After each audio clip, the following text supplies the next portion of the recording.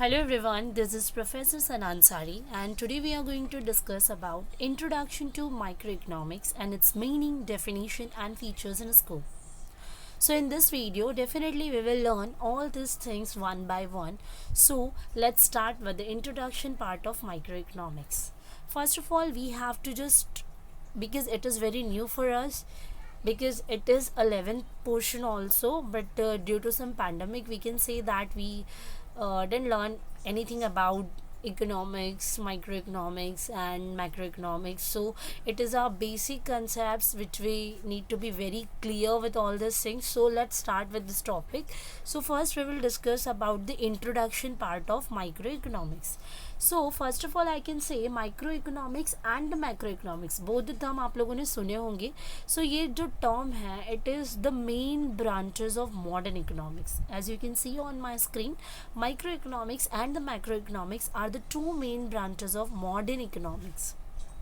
Okay, and right now we are discussing about the microeconomics. So we can say the term micro is derived from the Greek word with micros, and which means a small, or we can say small part of a thing, small part of a species.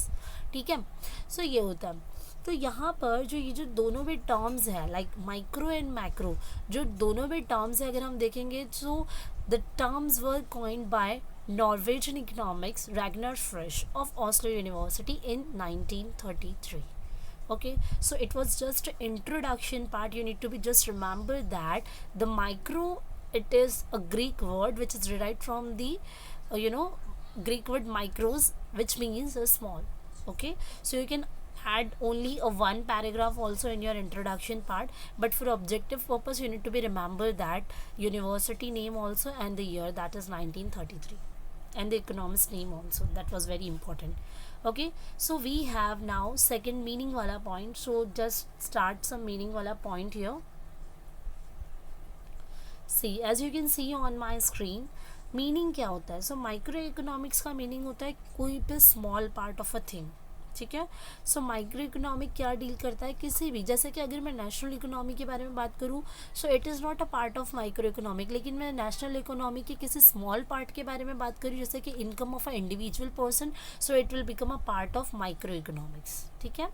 It studies the economic actions and behaviour of individual units like such as individual consumer, individual producer के बारे में पढ़ना, individual firm के बारे में study करना, और price of a particular commodity और फैक्टर मीन्स जो भी factors of productions way required, जैसे कि land, labour, capital, entrepreneur, businessman, ये सारे हमारे फैक्टर्स होते हैं. सो उनके प्राइस के बारे में वन बाय वन डिस्कशन करना, that is just a part of our micro economics. ठीक है.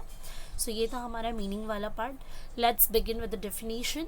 सो according to Morris Dobb, you can see on my screen, micro economics is in fact a microscopic study of a economy.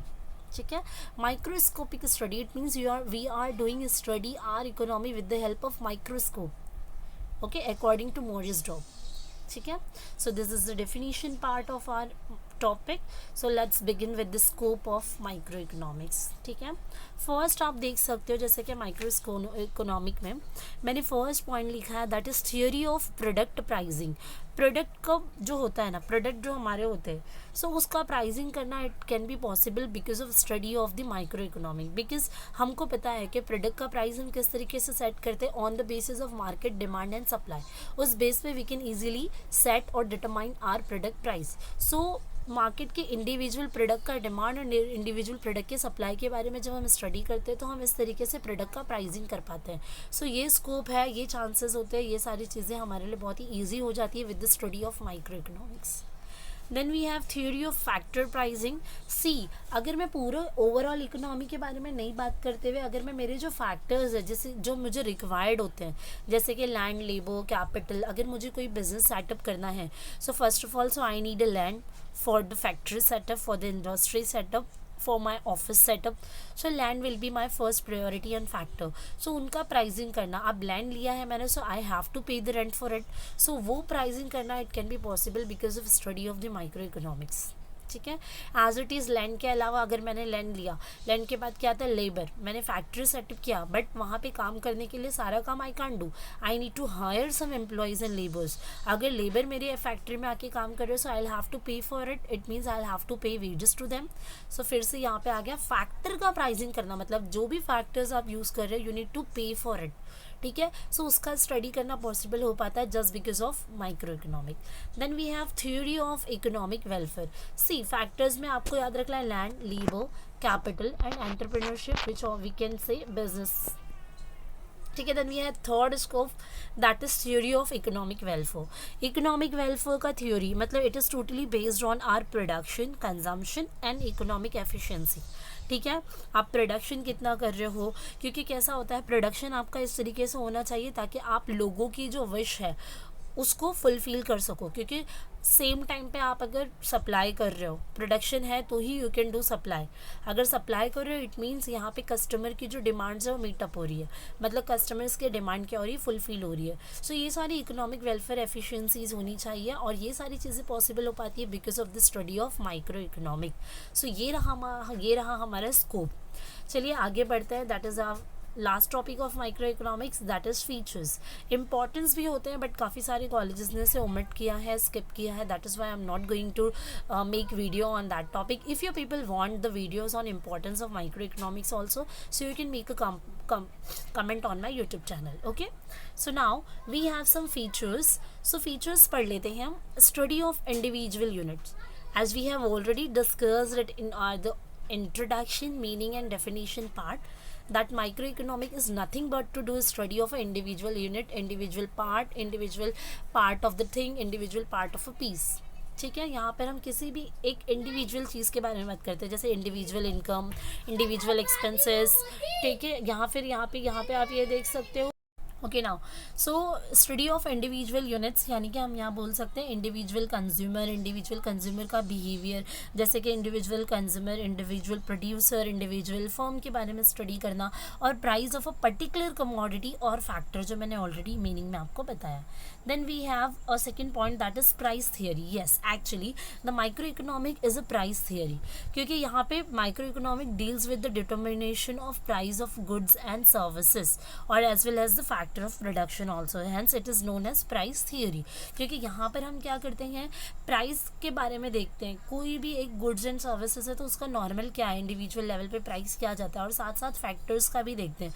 जैसे मैंने बताया land के लिए आई need to पे the rent, सो वो हो गया एक इंडिविजुअल जहाँ पे मैं बात कर रही हूँ, that is why it is called as price theory, because it help us to understand और determine the price of a individual commodity and services. Then we have third point that is partial equilibrium. Yes, because it deals with the demand as well as the supply, ठीक है। जितना demand होगा 50% का अगर demand है तो 50% supply करना, that is all called as partial equilibrium, ठीक है। Then we have it is based on certain assumptions. Exactly the micro economic is based on certain assumption, because हम जो सोच रहे हैं हम उसके अलावा अदर थिंग्स को रिमेन्स कॉन्स्टेंट कंसिडर कर रहे हैं। यहाँ पे दो चीज़ हमें याद रखनी है, that is ceteris paribus and second one is laissez fair.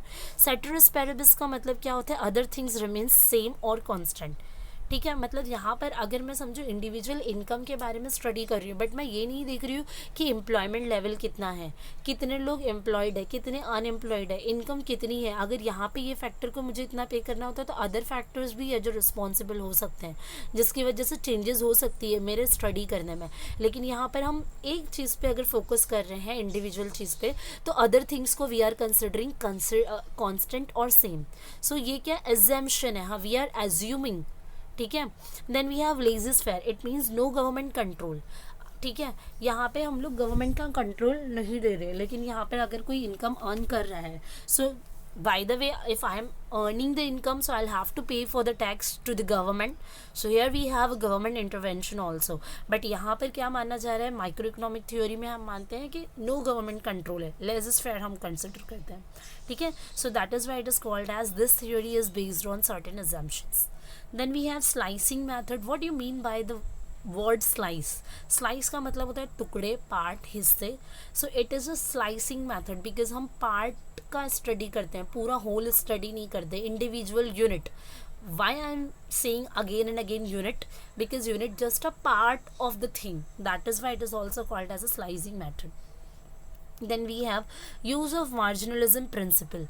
Marginalism का मतलब होता है एडिशनल, और एडिशनल थिंग्स को स्टडी करना पॉसिबल हो पाता है because of micro economics. Then we have analysis of market structure. Yes, we have four type of market structure, that is perfect competition, monopoly, monopolistic competition and oligopoly. So ये सारे जो market type है इनको कैसे study करना है, ठीक है, उनको कैसे recognize करना है, कैसे इनका price और factors का determination करना है, that is all just a part of our microeconomics theory and study. ठीक है.